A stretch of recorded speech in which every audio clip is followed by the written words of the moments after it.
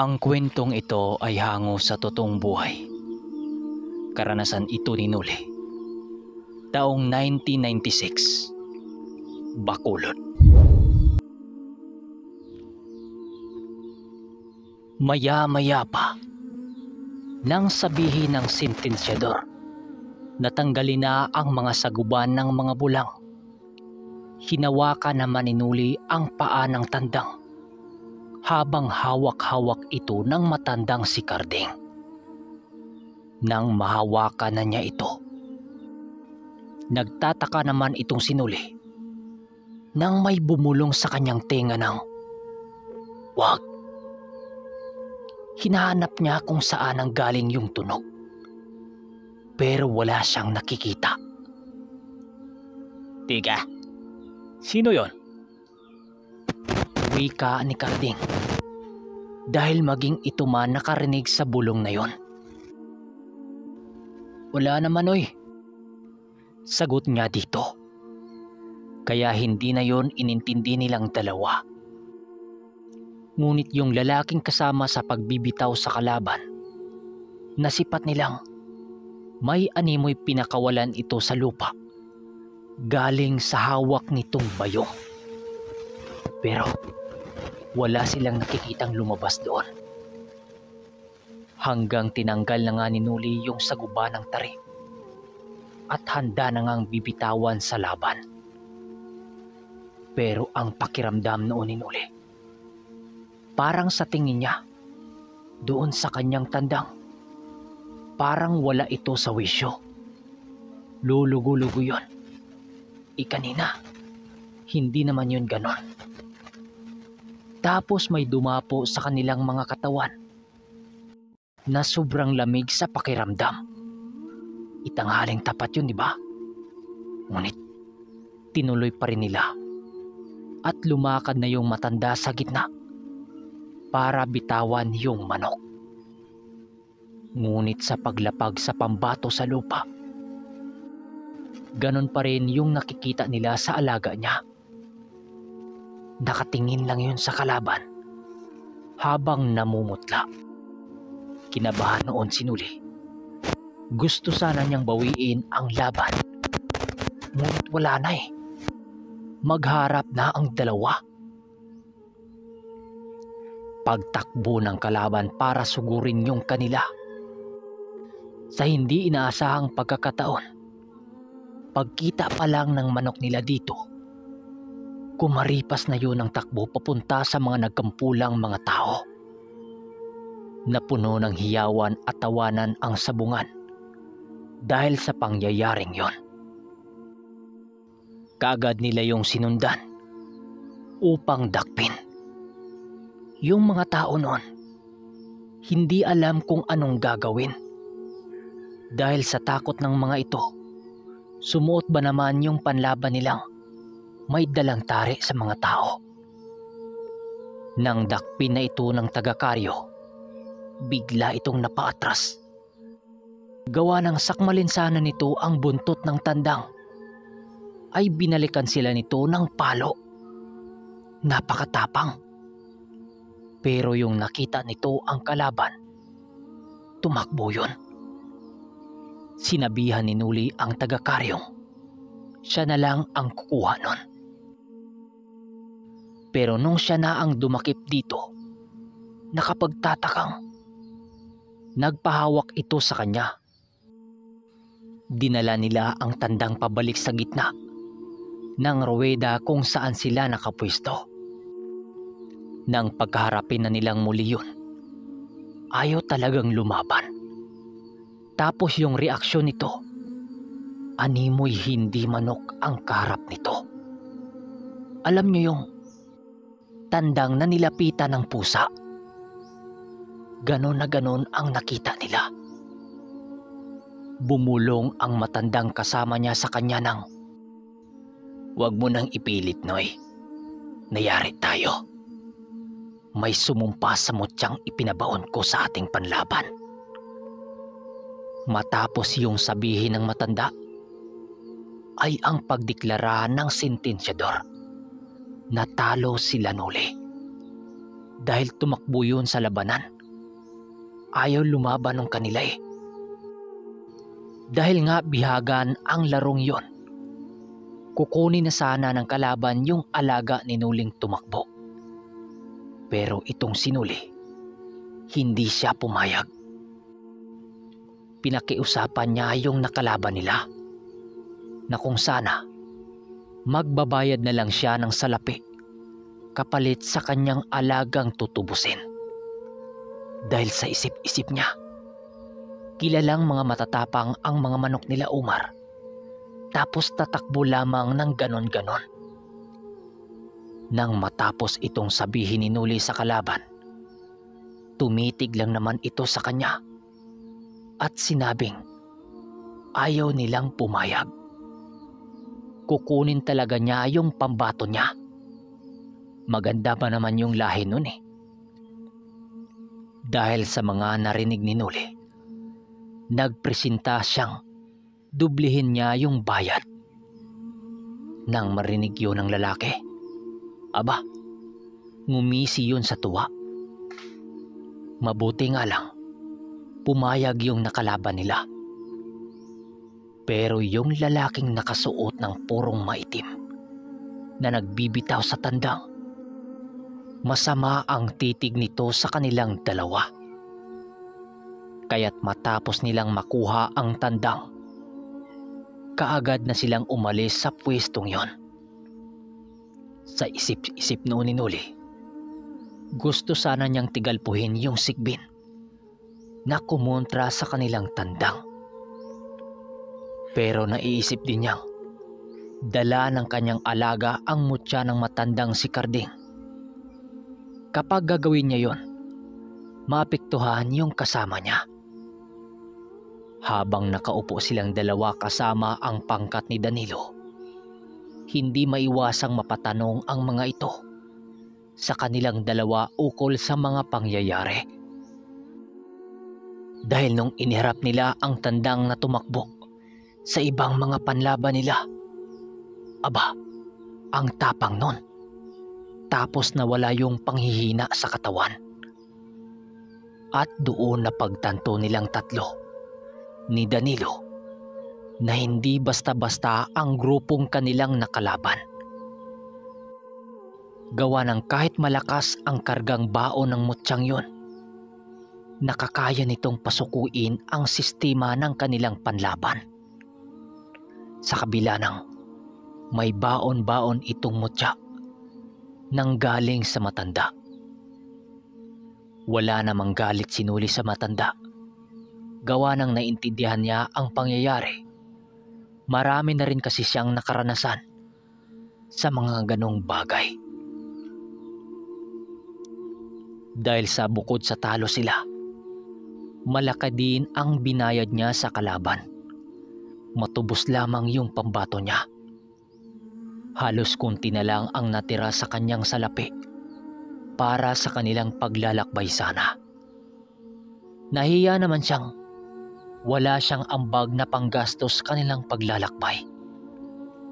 Kaya't wala siyang magagawa kundi ilaban ang isa niyang pambato sa pagbakasakaling mananalo ito. Pero sa pagkakataong ito, sinabi niya sa matandang siya ang bahala sa lahat. Dahil sa sinabi niya, nagwika naman sa kanya ang matanda ng, "Tiga iho, may alam ka rin pala sa ganitong larangan. Ngayon ko lang nalaman." "Sige, ikaw bahala." Sagot naman ni Mang Karding sa kanya. Sa muli nilang paglapit sa kumpulan ng mga sabungero, kaagad naman silang napapansin ng ibang mga sabungero doon.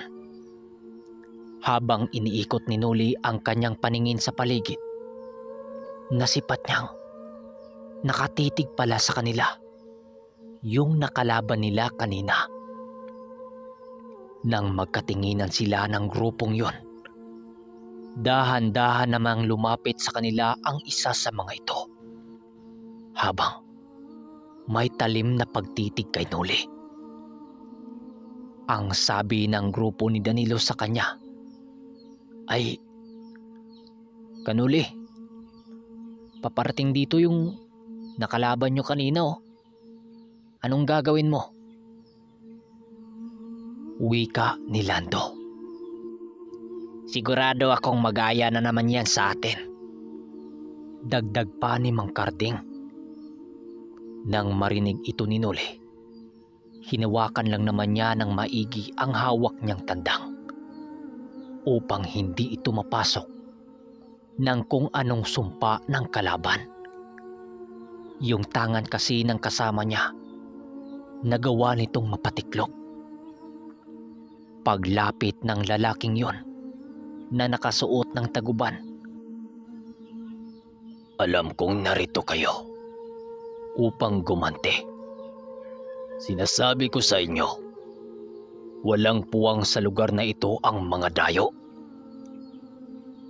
Nang marinig nila Noli ang sinabi nito, tanging pakikinig lang naman ang nagawa nila dito. Ngunit dahil sa ayaw ni Danilong apak-apakan lang sila porke dayo sila, sumagot ito sa lalaki ng, "Wag ho kayong magpakampante, mano. May mga dayo ding hindi basta-basta nyo matunugan. Kaya hinahinay lang." Nang sabihin ito ni Danilo, bumalik sa pagtitig sa kanila yung lalaki. Habang may pagtitig na parabang nakakasunog, na animoy may babala ito para sa kanilang pangkat. Gumigilid-gilid pa ang ulo nito. Hanggang sa nagsilapitan na rin ang mga kasama nitong may dalang bayong. Ang sabi noon sa kasama niyang kausap nila Noli ay, "Tapos na ba yan, pinuno? Para may kasana." Matapos itong sabihin ng lalaki, lumapit naman dito ang kausap nila Noli, habang may dinukot ito sa bayong na hawak-hawak ng kasama nito. Paglabas ng dinukot nito sa bayong, nakita nilang isa yung panlabang tandang na nakasilid sa bayong nito. Nagtataka noon silang lahat dahil nasa sabungan na sila at nakalagay pa rin sa bayong yung panlaban nito. Alam niyo yon? Parang napapaisip sila. Dahil sa ginawa ng kalaban, kaagad namang naunawaan nila Noli ang ibig sabihin ng grupo. Agad din naman niyang inilapag sa lupa ang panlaban upang masilayan ang katangian nito. Nakita ng kalabang wala namang kakaiba sa alaga ni Noli, pero yung pambato nila hindi man lang inilapag sa lupa. Alam niyo yon? Kumasa kayo sa laban pero di niyo alam kung malaki ba yun o maliit. Basta napaka-misteryoso ng grupo. At isa pa, nakita rin nila yung lalaking matandang may hawak ng bayong, yung may animoy pinakawalan sa ruweda. Matapos nun, kaagad nang umalis ang mga lalaki, hudyat na matuloy na ang laban nila. Yung kasama nilang matanda, nagtataka yun habang nagsalita ng, "Oh, yun na yun. Nakasa na kaagad ang laban. Ikaw, iho, papayag ka ng ganon?" Uwi ka nito kay Noli.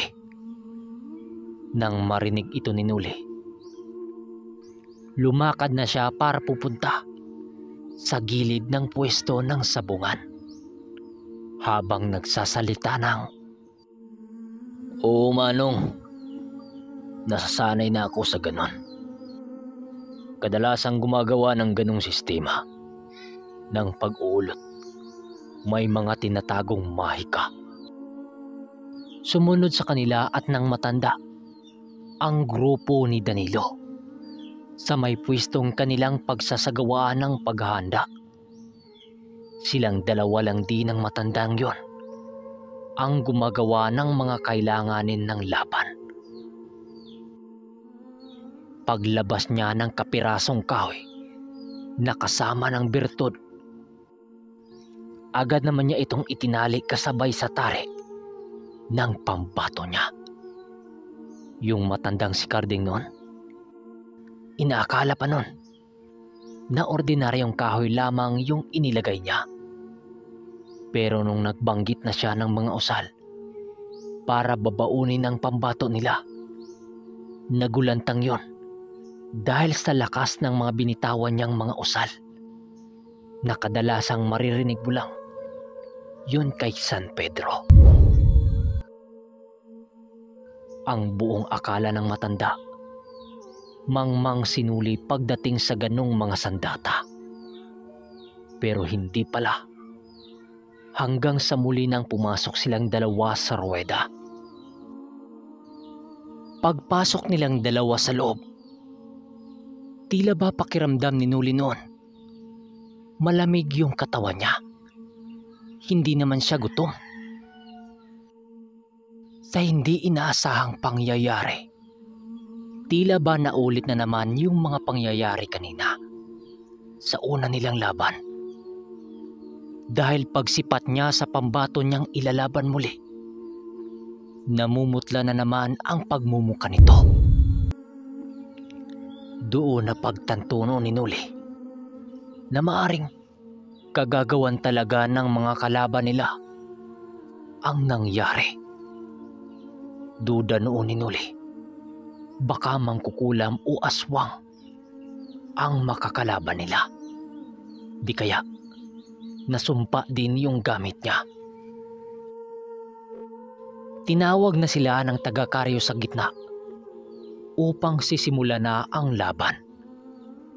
Sinabi ni Mang Carding na ilapag niya yung tandang sa lupa sa pagbabakas sakaling manumbalik ang lakas nito sa katawan. Pero hindi yun sinunod ni Noli. Dahil noon pa man, sinabi na ng ermitanyo na hanggat nasa kanya ang bertud, huwag niyang itapak ang manok sa lupa sa oras ng labanan. Yung mga kalaban nila sa kabilang banda, nakatitig lang ito sa kanila na may halong pandidilat ng mga mata. Parang galit. Nagdadalawang isip na siya noon. Gawa ng nadihado na naman sila sa pangangatawan. Isa rin, inilapat na rin niya doon ang mga kailanganing dasal. Tapos tumalab pa rin ang mga palipad hangin ng kalaban. Hanggang sa naisip-isip niyang, ano kaya kung lalapatan niya ng mga bakod at puder yung pambato niya? Ayaw pa niya sanang gawin yun. Dahil para sa tao yun eh. Pero wala siyang nagagawa kundi subukan yon. Pagbanggit niya ng mga katagang usal sabay lapit sa hawak niya, maniwala man kayo o sa hindi, tumambad sa kanyang mga mata ang hawak na isang sigbi ng kalaban na pinakawalan sa isang bayong nito. Tapos yung pambato niya, aba, nawawala yung mga masasamang enerhiyang nagbabanta sa katawan nito. Paghawak niya sa kanyang bertud, doon niya nasipat ang gabay ng bertud ng mga anino. Nang makita ng sigbin ang ginawa niya, natakot yun. Bumalik yun kung saan ito itinago ng lalaki. Ayun na, sabay binitawan ang dalawang mga tandang. Habang naghanda ang kalaban sa maaring pagsugod sa pambato niya, hindi nito napansin ang malakidlat na galaw ng pambato niya. Pagsugod ng tandang ni Noli dito, dumaan lang yun sa itaas na animoy walang nangyayari. Pero pag atras ng kalaban para gumanti, tila ba nalalasing yon dahil gumiwang-giwang ang tayo nito. Sa pangalawang sugod ng kay Noli, nagkasangkaan pa yon. Ngunit di pa man makalapag ang kalaban sa lupa, nauna nang makalapit dito yung pambato niya. At walang awa nitong pinupog ang kalaban hanggang sa mangisay ito. Si Mang Karding noon namangha sa galaw ng tandang ninuli. Dahil sa kabagsikan nitong ipinamalas sa laban. Animoy may kumontrol dito ng kung ano. Nabawi nila ang salaping nakuha ng kalaban. Pero alam ni Nuli na may hindi magandang gagawin ang grupong yun sa kanilang pangkat. Binabalaan ni Nuli ang mga kasama niya na mag-iingat sa bawat hakbang nilang gagawin. Dahil baka saksakin na lang ng patalikod ang iba nilang mga kasamang walang karga. Paglabas nila ng ruweda, kaagad din naman nilang nasipat ang pangkat ng ermitanyo. Ayon sa mga antingerong naglilibot, nakuha na nila ang impormasyon kung saan namumugad ang mga aswang. Dahil wala ng oras para ilaban pa ang kanilang mga pambato, kaagad na silang nagtungo sa kinaroroonan ng mga antingero. Lakip na ang dalawang matanda. Uminom na muna sila ng tuba kung saan sila manungduming habang pinag-usapan ang pagpasok nila sa lugar ng mga aswang. Hinihintay lang nilang sasapit ang takip silim bago kumilos. Ayon sa ermitanyo, gagamitin nila ang mga kabayo na kanilang sinasakyan upang magpanggap na mga manlalakbay na naligaw sa teritoryo ng mga aswang. Ayon kasi sa mga nakuhang impormasyon ng kaanib nila, nabihasa umano ang angkan ng mga aswang na yon sa pambabagat at pananambang sa mga taong namumundok. Ginagawa nila ang mga pananambang sa pagsapit ng oras ng 6:00 ng hapon. At yung pumapaslang naman ng mga tao sa bayan tuwing fiesta ay may dugo yon ng mga mangkukulam na mga aswang. At ayon sa mga nakaligtas sa pananambang na yon, nakakaya umanong pasunurin ng mga aswang ang mga kabayo nilang sinasakyan ng mga manlalakbay sa tuwing makikita ito ng mga angka na yon. Pinapasunod nila ang mga kabayo hanggang sa tuluyan ng maligaw ang mga taong nakasakay rito. At matapos yon, doon na nila isasagawa ang planong pagdukot sa mga ito. Dahil sa mga salamangka ang pangunahing armas ng mga yon, nakakayang makaligtas dito ang isang tao kapag may pangontra silang dala sa kanilang katawan. Ang hindi pinalad sa mga pananambang ay ang magiging pagkain ng buong angka na yon. Nang malaman nila Nuli at ang abilidad ng mga ito, pagsapit ng gabi, pinili na nilang puntahan ang lugar na yon. Bago pa man nila isinagawa ang plano, nagsalita si Nuli ng, "Manong, pwede bang ako na ang magpapanggap na naliligaw? Batid kong madali kayo nitong matunugan kapag magsama-sama tayong lahat. Kapag ako ang ipinain nyo, magiging madali ang lipulin natin sila."